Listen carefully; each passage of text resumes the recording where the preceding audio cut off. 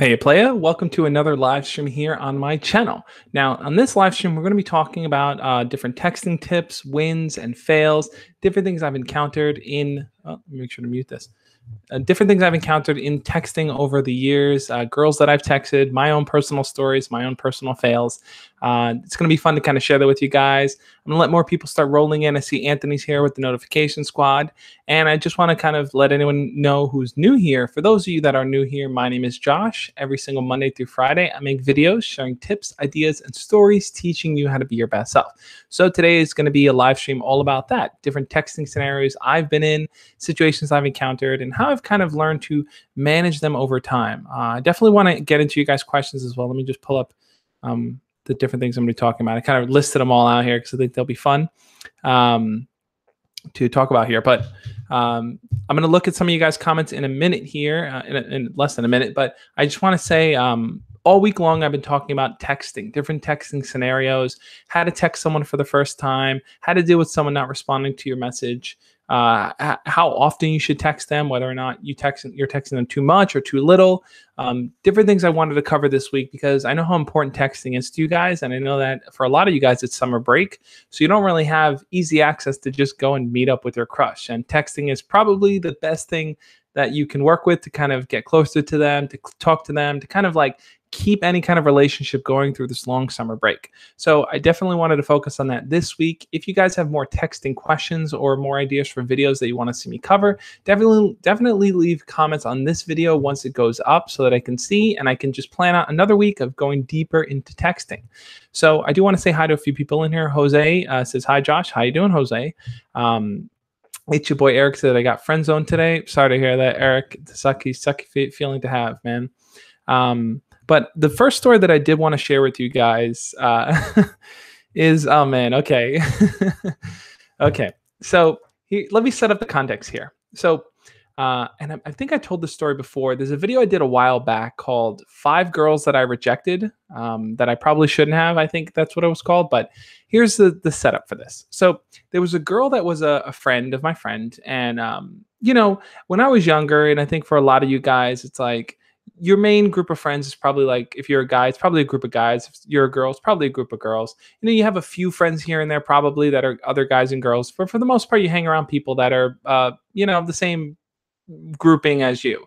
And so when you do have these interactions with people of the opposite sex, it's kind of like, oh, hey, you know, like a girl.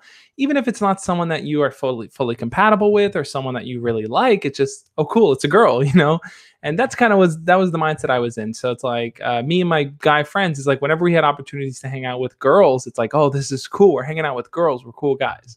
So this girl was a girl who came around and, you know, she wasn't someone who I totally vibed with, but she was just a cool person. Like there was no romantic chemistry there. I think it was more just a friendly kind of setting between the two of us. So yeah, Austin says he just watched that video yesterday. So there was more of a friendly setting between the two of us. And, you know, she was someone that I was cool hanging out with and everything like that. And I thought she was cool. I thought, you know, oh, she's a girl. Maybe I can pursue things with her. And I remember turning to my friend and asking him, hey, dude, I have zero experience with texting. I've never really texted a girl before. I don't know how to text a girl or what to say. Like, what are some pointers? What are some things I can say to her to kind of get her interested in me? And my friend saw that as the perfect opportunity to troll me. Now, this is where I want to ask you guys specifically. Have you ever been in a situation where you asked your friend for advice and all they can do is give you the worst possible advice ever, whether it's like just not anything serious, they were just trolling you? If your friends just are not the best at giving you advice, I want you to leave a thumbs down right now in the emoji. Leave an emoji thumbs down. Or you know, just a sad face. If you've been in that situation where you ask your friend for advice and it's like, oh, why am I asking you? You just don't know what you're talking about. So that was the situation I was in. I had to ask my friend because I didn't know anything. And he told me, oh, you should message her and tell her that she has really beautiful love handles. Okay, so for those of you that don't know what love handles are kind of like the fat or the skin that kind of rests on your sides, kind of like on your hip area. So saying someone has love handles is kind of like they have a little bit of extra skin kind of there that you can grab onto. Now, saying it to a girl is not the best thing to do. It's kind of, not even kind of, it is offensive. And Me not knowing exactly what love handles were, I said, "Oh, that sounds like a good thing. Love handles, like, you could put your arms around her. That's cool." So we hung out one day, and then the next time I was texting her, and on the advice of my friend, I said, "You have really beautiful love handles." And I thought, man, I'm smooth. I'm just laying it right in, and there was no response. And I was like, okay, nothing. And then eventually she did respond, and she was angry. She was angry. She was so offended and so hurt by it. She thought I was calling her fat. And here I am thinking, what the heck is she talking about? Love handles. That's a good thing. They're love handles, right? But sure enough, she was not happy with that. So she was angry at me. It did not work out in my favor. I eventually explained to her that, hey, I didn't know what they were, that my friend told me to say it. And of course, he denied it. He pretended like he didn't know what was going on. But ultimately, it was a stupid error on my part. And she got offended. She got hurt. But eventually, she got over it. But that's the first story I wanted to share with you guys, because that was kind of my first really foray into texting when I was younger, and I didn't really know what to say or how to message someone. So I didn't really know what that process was like. And for me, it was kind of a bad intro to texting there. And I know for a lot of you guys, you text all the time. You text your friend, you text your family, you text everyone, your crush even. And then sometimes you run into roadblocks, just like you'd run into a roadblock where you're asking yourself, well, what do I say to my crush? How do I carry a conversation in person? You might also run into the roadblock where you're like, well, how do I text her? What do I message her saying? Like, how do I keep that conversation going? How do I not let it get boring? When is it too much? Like, when should I flirt with her? When should I be friendly? And these are a lot of the questions that pop around in your mind when you're thinking about, just simply texting someone, just a simple text message, right? You would think that with the ease of communication that we have with texting, conversations would go easier, but that's generally not the case.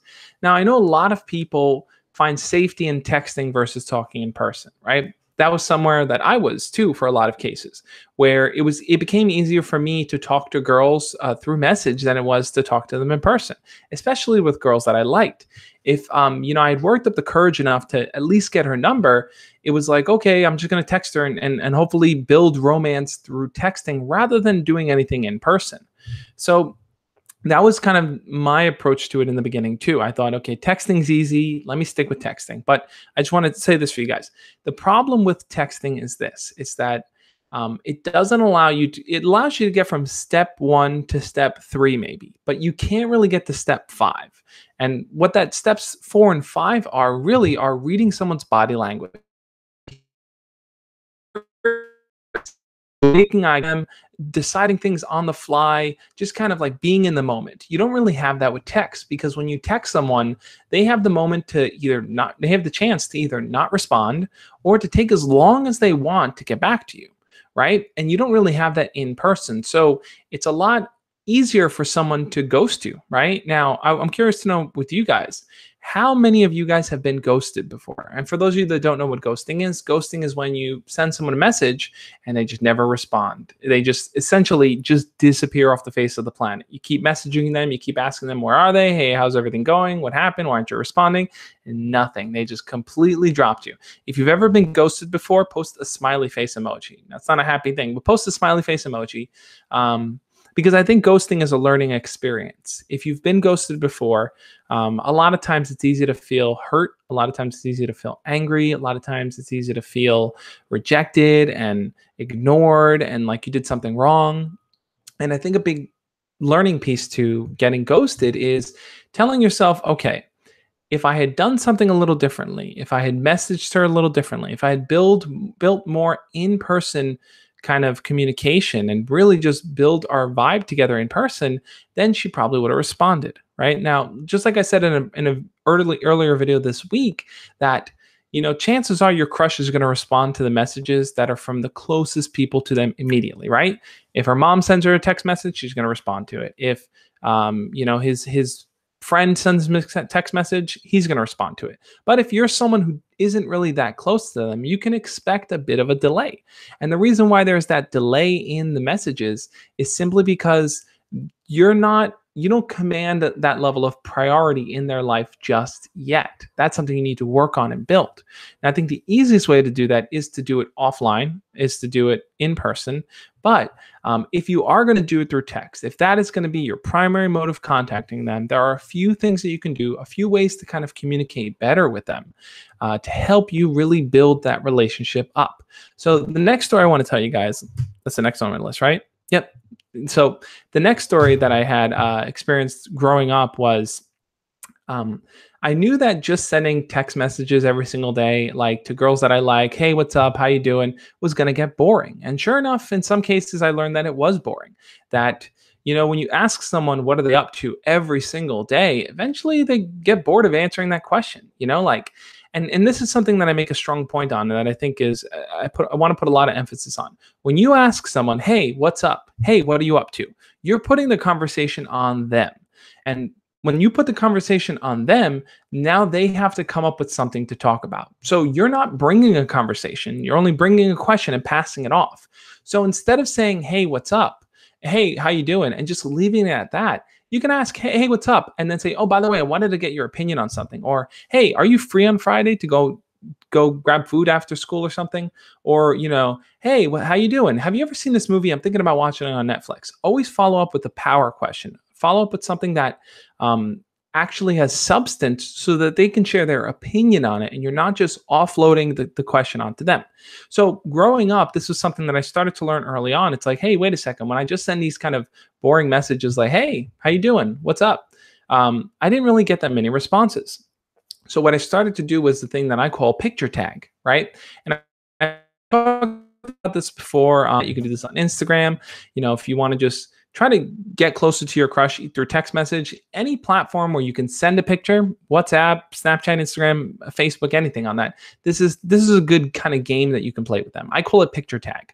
So what picture tag is basically whatever you're doing. If you're doing something fun, let's say you're going to swim in the pool or something like that, right? Take a picture of your feet or your shorts or the pool. Take a picture of something fun. And then send it to the person. This is kind of like a tag thing. Send it to the person and tell them, I'm about to do this really cool thing. I'm about to go swimming. I'm about to go hiking. I'm about to read. I'm about to do whatever. About to hit the gym. Send a picture of you doing something fun and say, tag, it's your turn. Send me a picture of you doing something fun. So what you're doing here is you're not just coming with a boring message. You're not just coming and saying, hey, what are you up to? What are you doing? Oh, cool. Because that's offloading it on them. What you're doing is you're giving them a challenge to follow through with.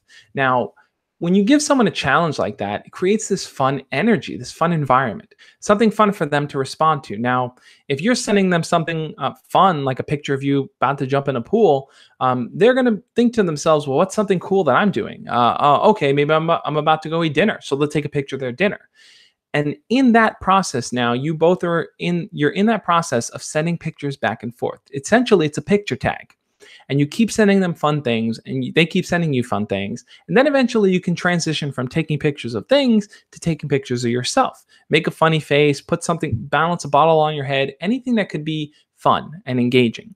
And eventually what you'll see is that you don't have to even write anything in the messages. The person already knows the purpose of the game. They know what you're trying to do.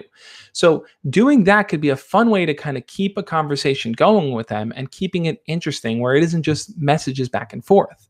Now, another thing I learned too, along with this kind of picture tag, is that less is more, right? Less is definitely more when you're texting someone, because if I get a message that's a whole paragraph long, and sometimes I get a lot of this in Instagram, right? So just a side note, for any of you guys that don't know, I'm doing a lot over on Instagram, IGTV, and my stories and stuff. So this is just a quick plug.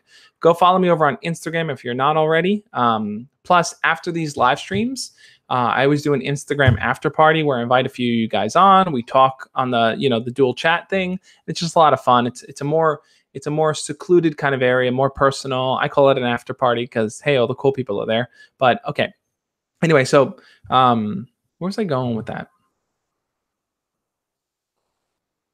I totally lost track about my Instagram point. Anyway, so yeah, so sending those pictures. Oh yeah, the messages. So sometimes I get messages from you guys that are like these long stories. And I get it. There's a lot of detail, lot in the story that you need to share. But when I get these long messages, it's overwhelming. And I tell myself, okay, I'm going to need to sit down for like a good few minutes and really read through it and pay attention to it. But when I get the short messages, the one-liners, the one message here and there, I'm quicker to respond to those. And the reason why I'm quicker to respond to those is simply because I can read it, digest it quick, and give a quick answer. It's not asking for a lot of my time. Now, sometimes when you message your crush and you send them a long message, you're asking for a lot of their time. You're asking for them to take the time to read the long message and then take the time to think about what they want to say and then taking the time to actually write a response. So, if you can understand what you're asking from them, and if you're asking for time, you got to be respectful of that time. You got to keep your messages short, punchy, engaging, something that they can quickly respond to. So by asking a quick question, you have a higher likelihood of getting an answer from them. So that was something that I would definitely do when I was younger. I would kind of send shorter messages and ask questions and kind of just keep it that way because it was easier for that person to kind of read my messages, see what was going on, and then respond from there. So yeah, so that's basically, that was my whole process of the whole picture tag game. I definitely think it's something that you guys should do. Another thing too is that, and I mentioned in a previous video this week, is this idea of how often you should message a person, right? So sometimes you'll send them a message and then they don't respond, and you ask yourself, should I send them another response? Should I keep messaging them until they respond? And you get kind of caught up in that bubble where, like I said before about ghosting, you don't know what to do to get them back into the conversation. You kind of run into that kind of struggle. So I think the key there is that if a person is not responding to your direct messages, try to find alternative ways of grabbing their attention. So I mentioned in the video before, that replying to one of their stories, because that will stand out differently than in their inbox. You can tag them on a picture, tag them on something that you post so they get that notification. You can do lots of different things to kind of grab their attention in alternative ways rather than just sending a message, because the message can easily get lost if they're getting lots of them, and especially if it doesn't stand out in any way. So, that's what I would suggest doing. So I do want to look at what some of you guys are saying in the chat. I apologize if I haven't really been reading the chat. It's just kind of sharing more things, but let's take a look at what some of you guys are saying. I'm going to scroll up a little bit just to see. Curblon says, Josh, my crush broke up with her boyfriend and she's happy she did. She's happy she did because he wasn't a good boyfriend. I want to ask her out and we're best friends, but when should I? That's a good question, Curb. So I think if the two of you are best friends, that's going to be pretty challenging, because if she's gotten to know you as a friend, it might be difficult to make that transition from friend to being in a relationship. So now that she's single, you do have that opportunity. Ask yourself, are you guys friends where yourself friend zoned by her? Does she view you as a brother or a close friend and she can't imagine being in a relationship with you? What you may need to do is you need to kind of change the way that you interact with her, right? So when you see her, when you talk to her, let her know, hey, there's something different about you. I don't know what it is, but I'm really interested in getting to know what that is. What are you doing on Friday? Let's just hang out one-on-one. And then boom, you've already doing that. You've established that now you're seeing her in a different light. And by asking her to hang out, now you can focus on being flirty whenever you interact with her. You need to change the way that you guys communicate, the way that you guys interact, if you want the relationship itself to change.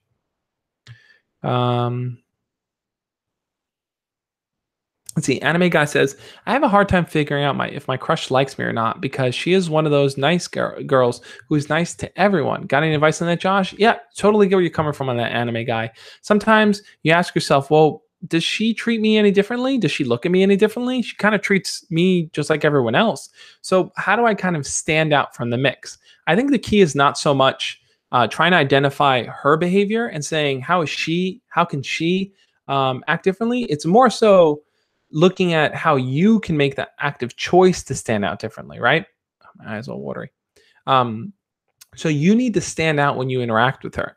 That simply means you need to kind of flirt with her more. You need to ask her to hang out. You need to kind of put yourself out there more confidently, where the other guys probably aren't doing that. So if she's just talking to other guys very casually and they're responding just like friends, you don't want to be in that grouping. You want to stand out from that grouping. So you want to talk to her individually. You want to ask her to hang out.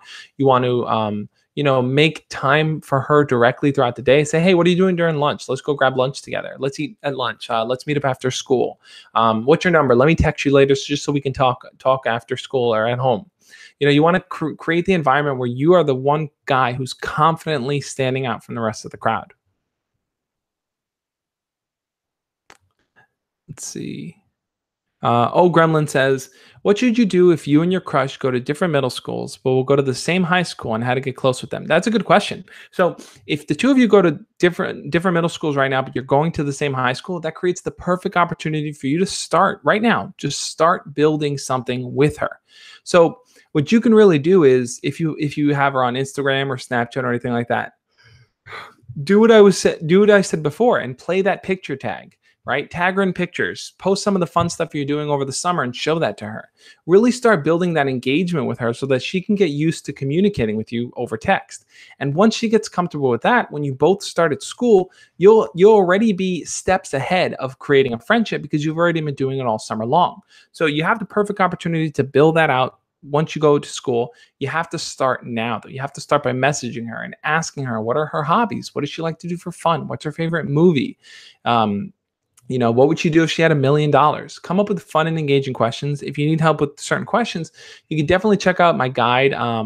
If you search it up, 20 icebreaker conversation starters. I made a video on YouTube linking to it, and it's a free guide I put together with your different conversation starters, different things you can use in conversation to get that person to be more interactive. Let's see.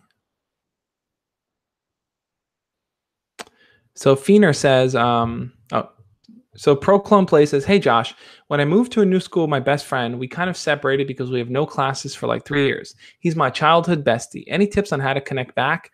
Yeah, I hear you on that.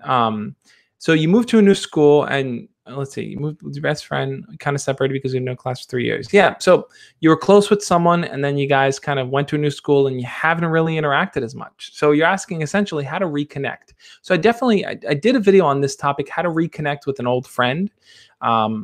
I think the key really is just a matter of reaching out to them.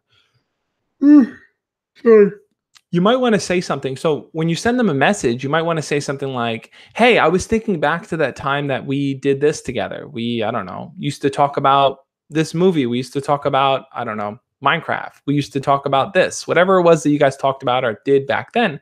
Say, hey, you popped back into my head because I was thinking about that. I want to know how you're doing. What's up? Let's meet up sometime. Let's talk. Let's catch up.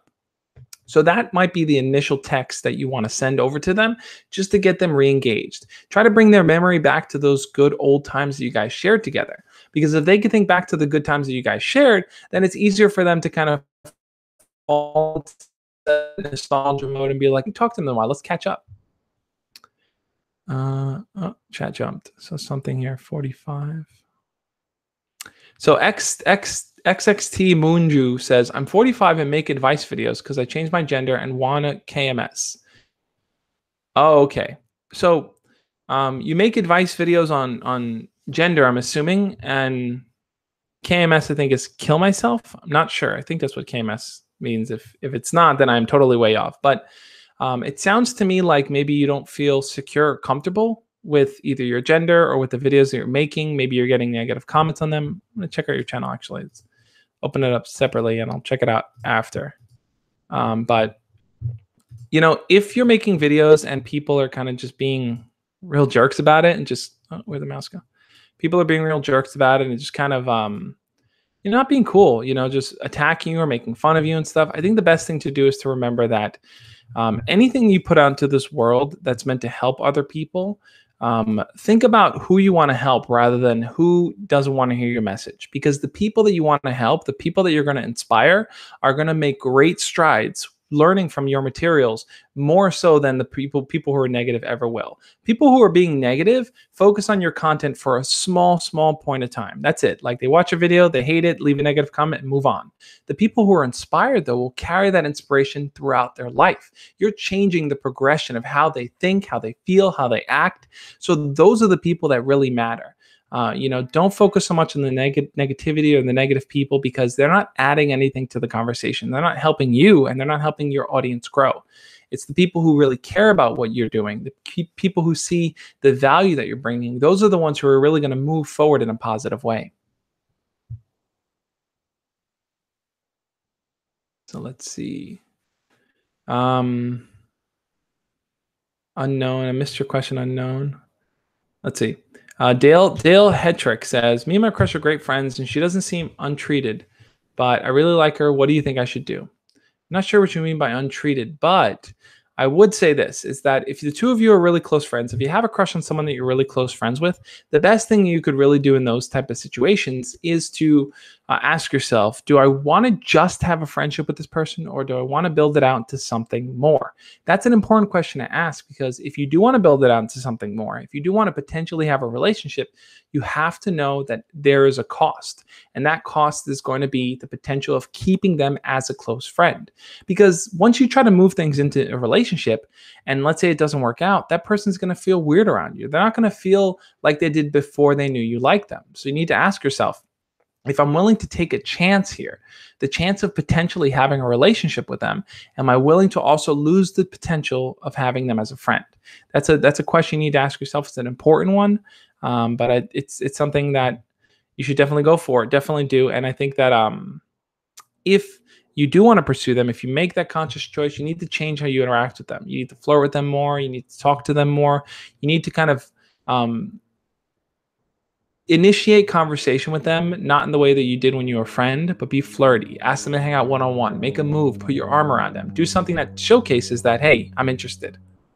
So, another situation I want to talk to you guys about is texting, and how texting can kind of texting is generally this is a fun story, because it was pretty scary to happen to me, but I want to tell you guys about how I got lost in a dangerous neighborhood, all because of texting, and how I was terrified I was going to get killed one night. So let me tell you that story. So me and my friends were hanging out one day at my house, and I was texting different people asking, hey, who's free to hang out? Hey, what are you up to? Just kind of getting a feel to see who was free that night. And that night, one of my friends ended up responding back, and she told me, hey, I'm over in the city. You should come hang out. It'll be fun. Me and my friends are here. Come join us.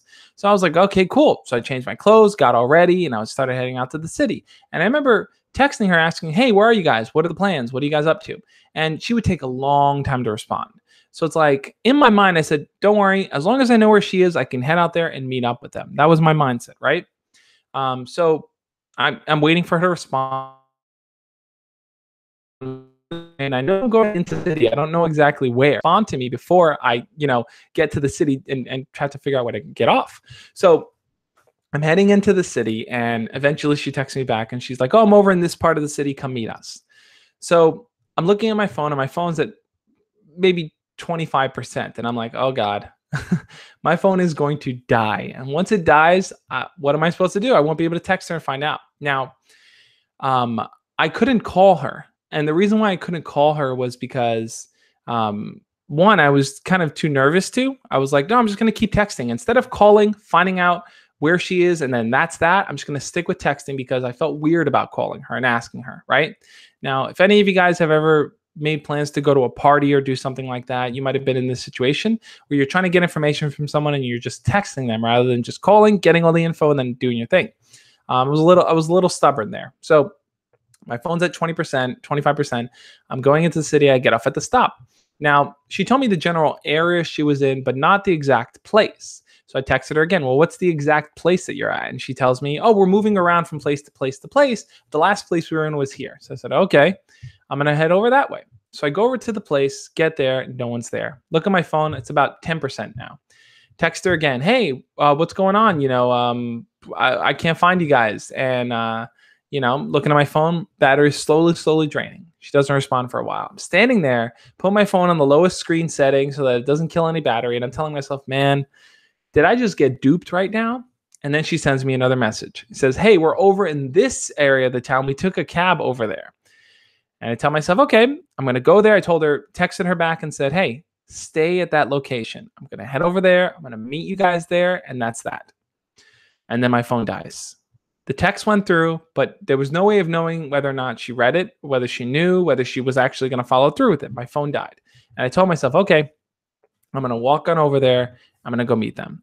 Now, I would use my phone for GPS because I didn't really know exactly where I was, but I knew the direction I had to head. So I started walking, and then I realized I don't know where I am. I just kind of walked into this unknown area. I was pretty lost and I had no way of texting her. All because I didn't want to just pick up the phone and call her and ask her. I just stuck with texting because that was safer for me. It was easier. It was less awkward to do that. And I ended up walking into this kind of really, really dangerous part of the city.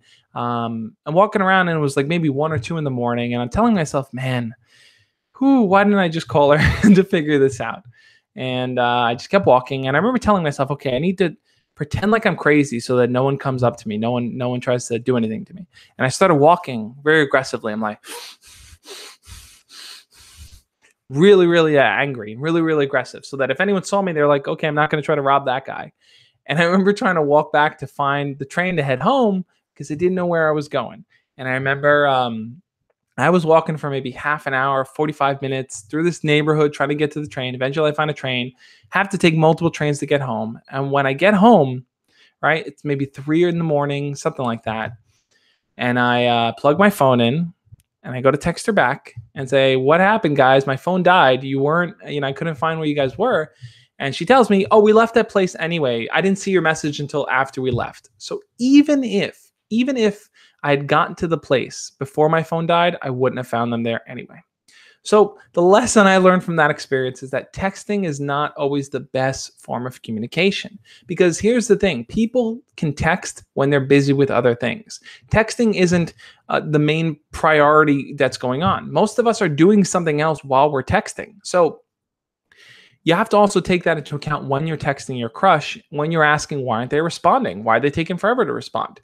Generally, people text when they're doing something else. So if you're trying to really have a deeper conversation with them and you're not really sure whether or not they're 100% free in that moment, texting is not the best way to communicate. That's why I've said in the past, do other things like give them a quick phone call and talk for a few minutes and then hang up. That 4-minute phone call that you'll have will have such a lasting impact on them, or that 4-minute FaceTime will have such a lasting impact because no one else does that. Everyone else is just texting all the time or DMing them or messaging them. And when you only stick with one form of communication, it gets boring, you don't stand out, and there's nothing new being built there. So what I learned from that experience is something that I think you guys can learn too, and that's texting is not the most solid form of communication. If the person you're texting is not responding to you or you don't have clear communication, find another way to talk to them.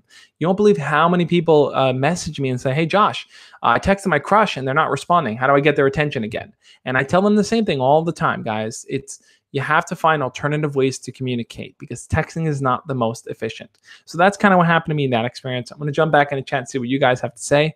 But have you ever been in a situation like that? I want to get some of you guys' feedback. Have you ever been in a situation where you texted someone and they just took forever to respond, or there just wasn't clear communication? Maybe you sent them a message and they didn't respond till hours later. If you've been in a situation like that where you've texted someone who just totally didn't respond, I want you to leave a thumbs down right now, or just say yes in the chat. Say yes if you've been in that situation so that I know that I'm not alone in that experience. But yeah, Captain Aviation says, yes, I have. It's been annoying. Anime Guy says yes. Ian Hines says yes. So there's a lot going on. A lot of us have been in that situation, but I want to see what Unknown wrote here. I got a question for all of you. So if you see a crush, keep in mind you guys are strangers, and you see a guy with a gun aiming at her or him, and the guy was about to shoot, would you take your bullet for them? That's a tricky question. I personally would say that if a person is just your crush, I would not take the bullet for them. If it's someone that you are close with, someone that you love, someone that you care about, maybe, but not your crush. I would advise against that. Because here's the thing. Your crush, the crush that you have is just that raw, pure feeling. It isn't kind of molded. Think of it like this. It's like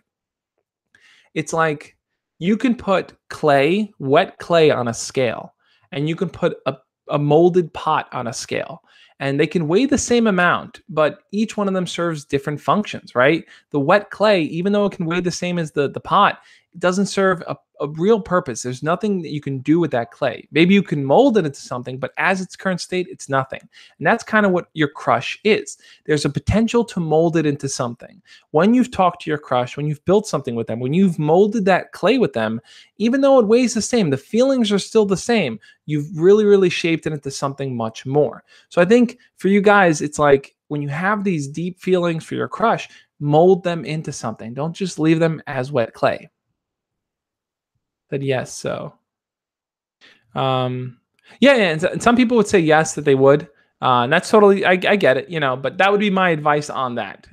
If it's your crush, let's see. Captain Aviation says today I got gangbanged by people in school and got knocked out today. They they took the mick out of me because of my merchandise. Geez, you got your nose broken. Oh, I'm so sorry to hear that, man. 12 of them, me and my own. That's horrible, man. That's really sad. I'm sorry to hear that happened to you. No one ever deserves to be attacked like that. What ended up happening? Why did they do that to you? Stay Fashy. Hey, good to see you again here, man. I molded them into something. Now my life is ruined. That doesn't sound very good. It sounds like you tried to build something with someone and it didn't work out. I'm curious to hear your story, man. What happened exactly for you, Stay Fashy? But man, getting beat up by a gang is a tough thing. It's a scary experience. And let's see what else you guys are saying in the chat. I have another story for you, and this one's a little bit more detailed. And texting actually played a big role in this. This story, which I'll tell you guys in a few, is a time that I built up. I spent the entire night building up this story with the girl, and then the delivery was going to be in texting her and talking to her after we hung out. So I'll teach you guys how to transition from a good in-person communication to leading into that they are waiting for your text. They're sitting there going, oh my God, when is this person going to message me? Oh my God. I'm going to teach you guys how I did that. But I do want to read some more of your guys' comments here. If you guys have any questions on your own situations when it comes to texting or calling or FaceTiming or anything like that, leave them in the chat here, and I'll take a look and I'll answer them. Gamer Chick says, when my crush doesn't respond, should I follow up with a call or should I wait until she responds? That's a good question. If she's not responding to your text messages, so the video I did, how often should you text your crush? That was my video on Monday. I mentioned messaging them twice. The first time is kind of just your normal text. And then the second one is kind of a clickbaity, intriguing kind of text to see if you can get them to respond. So you might want to say something like, holy cow, you won't believe what just happened. Or holy crap, you won't believe what just happened. Or wow, this is amazing. Or like,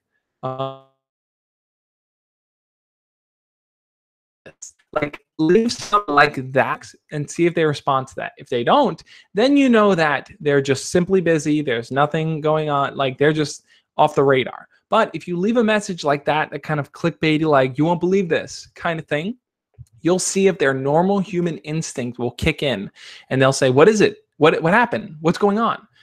Because most people will be curious to know what's going on and they'll respond in that way. Let's see. MJW says, how do you ask for a girl's number and how long should you wait until you ask? That's a good question. I think when it comes to asking a girl for her number, first and foremost, what you should really do is spend time first talking to her and building up a scenario where she feels comfortable enough to give it to you, right? So don't just start a conversation with look, some people can, some people do this and it works well for them, but most people can't just jump in and say you're cute, let me get your number. There's a very rare group of people who can do that. But for most people, it's a matter of talking to the girl first.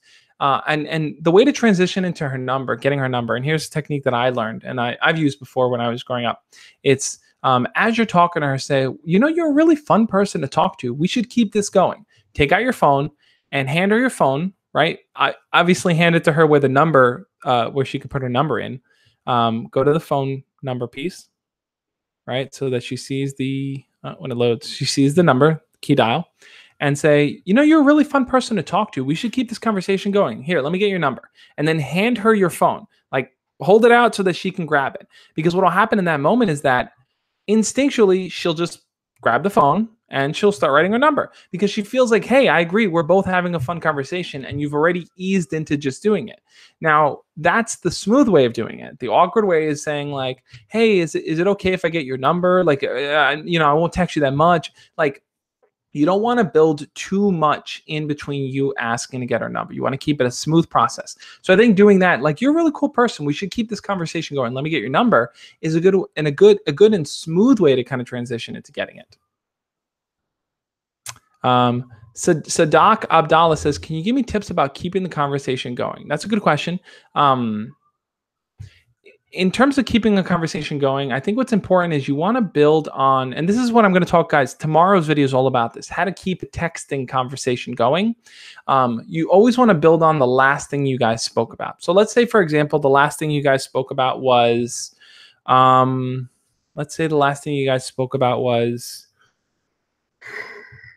can't even think of anything.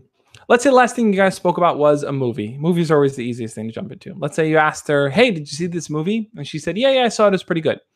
You might want to follow up from there and say something like, what other movies do you like to watch? Do you like horror movies or action movies or dramas? That's a follow-up question that's built on the last question. Or you might want to say something like, other than movies, what do you like to watch on Netflix? What are some of your favorite TV shows? Once again, built on the previous question. I think kind of going more granular and building questions on top of the previous thing you talked about is a good way to keep the conversation going because you're learning a little details about them that normally they wouldn't reveal unless you asked. So by working it in, it becomes easier for them to kind of continue talking about the thing you guys already talked about. Let's see. X-Bomb says, what do you say when you think they have no interest in you? So if you think that they're not interested in you at all, that they just kind of view you as a friend, or they just find you kind of weird or anything like that, and you're already picking up that vibe, the best thing to do is to kind of let them be. If you don't feel comfortable in a situation or you feel like they don't like you, then it might be best to not keep pursuing it because you might be pushing something that is not flowing natural between you two. You want the conversation to be easy. You want it to be fun. You don't want it to be a struggle and painful and awkward along the way. So Stay Fashy followed up here and he said, I was betrayed and stabbed in the back, and now she got her family to come after me by feeding them lies. I wasted 5 years of my life loving and helping her to be treated like trash, thrown away. Sorry to hear that, man. I mean, here's the thing about relationship. It's like, with relationships, you can be so close with someone and then the very next day, like a whole different side of them comes out. I think what's important here is what you can really take away from this experience. And, it's not to downplay what you've already been through, but what you could take away from that experience is that what were the qualities in her that you initially were attracted to? And what are the qualities that you see that you're not attracted to? So let her be the case study for you to say, oh, wow, she does this, acts like this, she responds like this. I don't like those things. So when I look for my next partner, I'm going to make sure that they're not that kind of person. She's kind of set the example for what you don't want. And I think you should use that as a model for how you should kind of respond to the situation. Unknown says, I've never been on a train. Oh, man, you got to come to New York. There's trains everywhere, 24/7. Ian Hines says, no high school. I'm a senior and she's a junior. I missed the question there. So Ashutosh says, how do you identify face type? Just fed up from this process. Can you help me here? I'm not sure exactly what you mean by face type. What do you mean by identify face type? Chris Cruz, Josh, can you make me into a player? That's not really my goal. My goal isn't to make anyone into a player. My goal really is to help you feel confident in who you are, confident in your ability to communicate with other people, and just help you build better relationships with the people that you want to. If you want to be a player and you want to learn how to kind of like just be suave and smooth and stuff, there's an element in that, but I don't think the focus isn't just get out there and get with anyone you can. The focus is really just talking and feeling comfortable with people, communicating, looking for someone that you really, really vibe with. And that's kind of my focus and what I want to talk to you guys about. But I do want to share this story with you guys because this is something that I think you definitely can do. For anyone here who hasn't already hit the thumbs up button on this video, hit the thumbs up. We're at 32 likes. Let's see if we can get this to 50 likes by 6 o'clock. It's 5:44 right now Eastern time. Let's see by 6 o'clock if we can get this to 50 likes. So anyway, so I'm going to tell you this fun story. So it's an abbreviated version, but one night I went out with my brother and his girlfriend, and we went to this kind of color themed party. So the idea was if you wore a green shirt, that meant you were single. If you wore a yellow shirt, that means that you were kind of seeing someone ish. If you wore a red shirt, that meant you were in a relationship. So we go to this themed party, and I just felt like, as soon as we walked in, I felt nervous. I saw all these people with green and yellow and red, and I felt incredibly nervous. I was like, how do I talk to a person? Just quick unknown saying, Josh, for your intro is like, hey, a playa. So the whole playa thing, the whole hey, a playa thing to me is a play on, if any of you guys follow wrestling, there was an old manager named Teddy Long. He would go, let me holla at you, playa. And playa was kind of a word he would use to kind of refer to someone. So I kind of took it from that. But look, you can be a player in the sense that you can learn how to best communicate with someone and feel confident around any girl you want to talk to. 4:45 in OKC, 22:45 in UK. Yeah, man. Thank you everyone who's over there in Europe right now watching. I know it's super late for you guys, so thank you for being a part of this. But anyway, so we walk into the color themed party and stuff, and it's cool because if you're wearing green, which I was at the time, you're single. Therefore, you know who's single there. So I walk in and I pretend to be dumb. And when I first walked in, I was nervous, right? And I didn't talk to anyone. I stayed with my friends. And I remember telling myself, Josh, you're not going to miss out on this opportunity because you're nervous. I want you to walk. I'm telling myself this. I'm like, I'm going to walk right back out that door. And when I walk right back in, I'm going to be confident. I'm going to be on. I'm going to walk up to the first group of people that I see. So I did. I walked out. And as soon as I walked back in, it's like I switched something on in my mind. And I told myself, this is a different Josh. This is confident Josh. And I came out. And I walked up to a group of girls and I just asked them, I'm like, guys, I need to ask you a question. Why the heck is everyone wearing green? Now, I knew why everyone was wearing green, but that was kind of my opener. And they start laughing and they're like, oh, basically green is for this, yellow for this. And I was like, okay, cool. So let me know all your guys' names. Who's who here? There was two twins. There was two twins. There was a pair of twins in the group. And I remember turning to the twins and I'm like, oh, you guys are twins? Which one's the good one? Which one's the bad one? So immediately I was starting to talk to everyone in the group. I was kind of like building little conversations with everyone in the group. And there was one girl in particular. There were two girls that I was like, okay, I'm not sure which one I like. I'm going to talk to both of them and see. I started talking to both of these girls, flirting with each of them. One of them had a leather jacket on over her green shirt. So I was like, what do you think you are, the Fonz? Like, you got your leather jacket over here, just poking fun at her. Now, where I lead into the texting piece is this. I eventually started talking to the other girl in the group. And as I was talking to her, I told her about a story. And the story is called The Cube.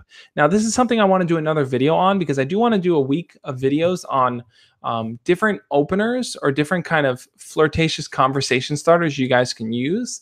The Cube is going to be one of those stories. So anyway, so I use this opener called The Cube. And you can look it up too if you want. I got it from Neil Strauss. But the cube is the opener, and I ask a lot of questions, detailed questions like, okay, imagine there's a horse in the room, and now imagine there's a ladder. And you ask all these questions. And then at the end of the story, obviously the person's like, okay, what does that all mean? And I remember telling her, tell you what, I'll tell you exactly what it means, but you got to give me your number because I'll text you later and let you know. And immediately the girl grabbed my phone, quickly put down her number, and said, you better text me as soon as you can. I need to know what it is. And I knew in that moment, hey, that's a good strategy. It's a good strategy because if you want to get a girl's number, you want to get her amped up and excited about you texting her, build it up with the story. Build it up with the story and don't tell her the conclusion. Tell her you'll text her the conclusion and keep talking through there. So what I did was, as soon as I got home, I shot this girl a text message and she immediately responded. I said, hey, do you want to know what the end of the story is? And she's like, of course, yes, tell me. And the two of us started texting. And boom, I immediately got it working. And this is something that you guys can try doing too. Like I said before, using those kind of cliffhanger things where you're like, oh my God, guess what happened? To your crush, you can also start telling them a story. Say something like, so me and my friends decided to go explore the woods the other day. And as soon as we got deep into the woods, we saw this weird figure and we didn't know what it was. So we decided to walk up close to it. Can you guess what it was? And leave it at that. Like, say that in person to someone, and of course their answer is going to be like, what was it? And say, I'll tell you later, but I got to head out. Let me get your number. I'll text you later and we'll keep talking. And then you tell her the answer when you text her later. So it's a good way to kind of build anticipation, to have them waiting for you to kind of respond to them. And then from there, after you tell the answer, you can always lead into other things and say, so what crazy things have you done before with your friends? And carry the conversation like that. Thomas Turner's asking, can you make up a story? You could make up a story, I guess, but I think it's better to not make up stories sometimes because they don't sound as authentic. It's not a real story. And plus, if you get asked about it later, it's always crummy to kind of have to retell a fake story. So I would think of fun things that have happened to you in your life, crazy situations where you almost got your head chopped off, or like fun situations where you met a celebrity or anything random that has happened to you. Turn that into a fun story and work that into the conversation, because that's a good way to get your crush interested in responding back. So that's the story there. I definitely want to see what you guys have to say. I want to get your feedback. If someone told you a story like that, if I told you guys, I walked into the woods and then I saw a shadow in the distance and I didn't know what it was. And then when I walked over to you won't believe what popped out. Would you guys, if I said that to you in person and then you asked me for who it was and I told you, I'll text you later. I'll text you later what happened. Would you guys immediately wait for my text? Would you sit there and think, oh my God, I need to know what happened? If you're someone who'd be curious enough and wait for that text, hit the thumbs up button, because that's the whole point here. It's like the whole point of a good texting conversation really is just a matter of building anticipation, building excitement when you communicate with them. A lot of times people are boring texters. They just send boring messages. WRU, what's up? How are you? All these basic things that makes the other person on the other side go, ugh, there's no substance here. There's nothing fun in the conversation. So change your strategy like that. That's what I would say. That's what I did. And that girl was super interested in hearing what I had to say. Thomas Turner says, I got banned from this live stream last month for spamming. Is that a good story? Yeah, that might. So Thomas Turner, I don't know why you got banned. I forgot. One of the mods, I give the mods control and they handle the situation. But so let's say you say you got banned from a YouTuber's live stream, right? Let's say you say I was on this live stream with a YouTuber and I was talking, then all of a sudden, boom, I got banned. Once I figured it out, do you know why I got banned? And make sure the answer is something fun. Make sure the answer is something interesting that they'll respond to. But are you going to live this? Yep, Frankie, that's a good point. Guys, after this live stream, which will be ending about 8 minutes or so, I'm going to head on over to Instagram. If you guys aren't following me over on Instagram, go follow me right now, because I'm going to be doing a live stream over there. It's an Instagram after party. All the cool people are there. It's a fun one for spamming Josh, Zosh, Kosh, Wash. Well, I mean, look, if you're going to spam everything that rhymes with Josh, you know. But yeah, I mean, all in all, it's like think about fun things that have happened to you and turn them into fun stories to tell. So with that girl, so like I was saying, with that girl, for example, that I didn't make up a story. I just took a scenario. The cube is a scenario. It's like a psychological game, or not a game, like a quiz type of thing. You ask a person a bunch of questions and it reveals something about their personality.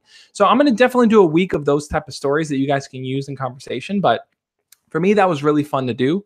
And I just used that. So if I had to talk to her about something that happened to me, like I did a video on 5 times I almost died. So I would take one of those situations and kind of tell her, like, you know, hey, one time I was in a cemetery with my friends, and one of my friends' moms moved the gravestone, and I went running and I fell in. Can you guess what I saw in the bottom of that grave? And boom, mystery. What happened? What's she gonna say? What happened? What was in the bottom of the grave? You know, like, people are curious of those things. So you might want to say something, a fun story in person, and then tell them I'll text you later, because that'll get them intrigued and ready to answer back. All right, so I'm going to answer some questions at the end here. Let's see what you guys have to say. Keith VW says, how can you tell your crush or just friends in general are actually interested in what you're saying, or if they're just being nice and following social code? Okay, so Keith, I think what you're saying is, how do you know if someone cares about what you have to say, or if they're just kind of being nice to be nice? I think the key really is this. It's that when you're talking to people, do they ask questions? Do they follow up? Do they ask you for more details? If people are engaged in conversations with you, they're gonna give you feedback and they're going to ask more questions. Now, if they're not interested, then basically what they're going to do is just kind of give you short answers like, oh, cool. Yeah, that's fine. Because that shows that you're just not interested in that conversation. So try to read their responses whenever you talk to them. That's going to give you the best indication as to how they feel. What did Mystified say? I have 3 crushes. How do I decide who to go for? That's a good question, Mystified. So you have 3 crushes. How do you decide which one's the right one for you? I've done a video on how to choose between 2 girls. I guess the same thing can be applied if it's 3 crushes. But basically, my honest advice is this. Spend time individually hanging out with each one of them. Because as you hang out with each one of them, you'll get to know them on an individual personal level. And once you're able to do that, the more personal your connection is with that person, the easier it's going to be for you to decide, well, this specific crush, we talk a lot, we joke a lot, we have a lot of fun. I can imagine us hanging out. This one, maybe I only like because of her looks. This one I like because she's smart or something. And then from there, you can decide which qualities matter most to you, and it's easier to decide. But you have to hang out with all of them individually to really see. The movie rater says, Josh, have you ever wrote a song for your crush or girlfriend? I don't think I've ever wrote a song. Actually, no, that's not true. Okay, that's actually not true. So let me tell you guys this crazy story. So Green Day has a song. What's it called again? It's like da-na, da-na-na-na-na, da-na, da-na-na, whatever that song is. Me and my friends wrote a parody version for a girl that I liked. Now, one time I was talking, I'll keep this short. I was telling my friends about a girl that I liked, and I was like, I love everything about her. She's beautiful from head to toe. And my friend's like, really? You love everything about her? I'm like, everything. And he's like, even her feet. I'm like, even her feet, everything about her. And he thought that was funny. He's like, oh, you got a foot fetish. I'm like, oh, no, I don't. But, it was funny. So we wrote a song called Foot Fetish, and the lyrics were, I've got a foot fetish. When I see those toes, I grab my lettuce. Now, it was a stupid, funny song. Me and my friends having fun. Now, at the time, my friend, his girlfriend was friends with my crush, right? Like, that's how they knew each other. And he thought it was funny to share that with his girlfriend, and his girlfriend thought it was funny to share it with her. So one day I'm sitting in class, and she's there in front of me, like 2 seats or a seat in front of me. I'm sitting there just staring at her, and she turns around and goes, hey, Josh, can I ask you a question? I'm like, oh my God, my crush is talking to me. What is it? And she's like, yeah. And she unfolds the paper, and she's like, did you write this song about me? Instant, all the color on my face just dropped. I was like,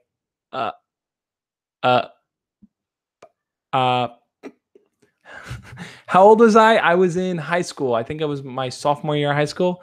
But yeah, she thought it was funny, and eventually she got over it. But man, getting caught in that moment was something else. Anyway, so that's the information I wanted to share about texting with you guys. The 3 stories that I kind of shared are, let me just pull it up here, just so I can kind of do a good recap. Yeah. Let's see. What did you guys say in the chat? Awkwardness. Awkwardness is right. So the first story I shared, by the way, anyone who missed it, I'm going to put up the timestamps so you can go into the first comment on this video, and you can see basically all the different questions I answered, the stories I told, and you can jump around and but the first story I told was about love handles. The girl something that your friend told you to say. Be smart about that. Like when you message someone something, like be smart about what you say. Don't just say anything that comes out the top of your head, because sometimes you might say things that are offensive. The second story I told was about the picture tag, right? You can have fun, engaging conversations with someone simply by doing a picture tag. Take a picture of something that you're doing that's fun, send it to them and say, tag, your turn, send me something fun. And then that's how you guys can kind of communicate there. The third story I told was when I was too nervous to call my friend or this girl that I knew, and instead I decided to text her, and I just continued texting her until my phone died, and we never really made clear plans. That was to show you guys that texting isn't always the best way to communicate with someone, because when you're texting them, you're not exactly getting the full story. Sometimes people text when they're doing other things, so you don't have a person's full attention. So don't ever get upset or angry if someone's not responding to your text, because they may just be busy in that moment. And the fourth thing I told was that the fourth story I told here was that if you want to guarantee, not a guarantee, but if you want to almost guarantee that someone will respond to your text, when you're talking to them in person, create a scenario, tell a story, say something to them that leaves a cliffhanger. right? Like I had mentioned, I told the girl the cube story. And then when she's like, well, what did all those things in the cube mean? I said, I'll have to text you to find out. And she was super amped to find out what my answer was. So that's how you can kind of build intrigue leading into texting them going forward. So Mystified says, is it okay if you stream earlier next time? As in the UK, it's super late. Yeah, Mystified, over here it's 5 p.m. I have a day job, so I kind of have to work around that. But I might maybe try to do a live stream on Saturday and do that early. I'll see how that works one time or another. But yeah, like I said, guys, thank you so much for being a part of this live stream. Head on over to Instagram for the Instagram after party. I bring people on. We have video chats on it. My Instagram is the Josh Speaks, in case you didn't know. This was a lot of fun. I love sharing stories with you guys, hearing you guys' feedback. I want you guys to kind of spam the thumbs up here in the chat as we end it here. Let's get a lot of thumbs up in the ends in the chat. And then, guys, catch you tomorrow. Tomorrow's video is all about how to not have a boring text conversation. So stay on the lookout for that. And then, guys, I'll catch you tomorrow. As always, love and peace. See you guys.